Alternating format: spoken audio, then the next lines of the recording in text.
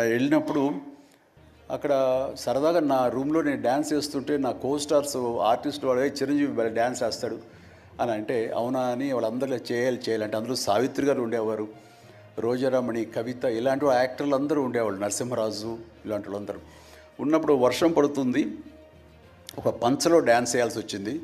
అది ఈస్ట్ గోదావరి రాజమండ్రి దగ్గర ఒక పల్లెటూళ్ళలో. ఆ పంచలో జల్లు పడుతూ కూడా మొత్తం తడితడిగా ఉండింది. అయినా సరే డ్యాన్స్ అడగడం పాపం ఎవరైనా సరే వెంటనే ఎలాంటి ఇన్హిబిషన్ లేకుండా చేయటం అనేది నాకు అలవాటు. అలాగే టేప్ రికార్డ్ డ్రాయింగ్ చేసి అప్పట్లో డ్యాన్స్ చేస్తున్నాను. మధ్యలో కాల్ జారి కింద పడిపోయాను.